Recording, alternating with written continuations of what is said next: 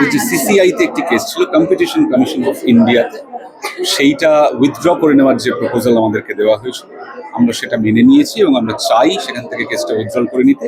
সেই চিঠি যেটা মূলত প্রসেনজিৎ চ্যাটার্জিকে দেওয়া হয়েছে, সেইটাতে আমার অবশ্যই। আমাদের ইন্ডাস্ট্রিতে খুবই মর্মান্তিক একটি ঘটনা ঘটেছে। আমাদের একজন আত্মজন, আমাদের অত্যন্ত মানে সকলেরই প্রিয় একজন সঙ্গী আমাদেরকে ছেড়ে দুর্ভাগ্যবশত চলে গেছে, এবং তারপরে মানে সেই শোকের আবহে অনেকগুলো জিনিস নিশ্চিত করতে, শুধুমাত্র অভিনেতা অভিনেত্রী কলাকুশলী টেকনিশিয়ানদের নিরাপত্তা নয়, আরও অনেকগুলি নিশ্চিত করতে বা একটা এসওপি তৈরি করতে আমাদের ইন্ডাস্ট্রির যারা সিনিয়র, যারা গুরুজন এবং যে দায়িত্বপূর্ণ সংগঠনগুলি আছেন, তারা মুহুর্মুহু মিটিংয়ে বসছেন, আলোচনা করছেন, সব পক্ষের কথা হচ্ছে।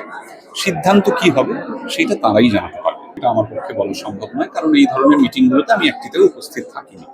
আমি শুধু বলতে পারি যে দেশু 7-এ আমি অভিনয় করছি এবং চেষ্টা করব ভালো করে করার, আমার দর্শক যাতে আমার কাজ দেখে ভালো লাগে। হ্যাঁ, আমি নিজেও খুব উত্তেজিত, তার কারণ আমার ছবির থেকে বড় কথা বলা ভালো যে দেশু মানে দেব শুভশ্রী এই জুটিকে নিয়ে মানুষের মধ্যে যে উন্মাদনা, মানুষের মধ্যে যে উত্তেজনা, এক্সাইটমেন্ট, সেইটাতে যে আমি জুড়ে যেতে পারছি একজন অভিনেতা হিসেবে, এবং আমার দেবের প্রতি মানে এবং এইটা নিয়েও আমি এক্সাইটেড যে দেব প্রথমবার পরিচালনা করতে চলেছে এবং সেইটাতে কাজ করবো। আমার প্রথম ছবি দেবের সাথে, আশ্বিন। তারপরে এইভাবে একটা বৃত্ত সম্পূর্ণ হওয়ার ব্যাপার। এবং বহুদিন ধরে শুভশ্রী আমার খুব পছন্দের অভিনেত্রী, কিন্তু কিছুতেই কখনো মানে ঠিক শুভশ্রীর সঙ্গে অভিনয় করা হয়নি।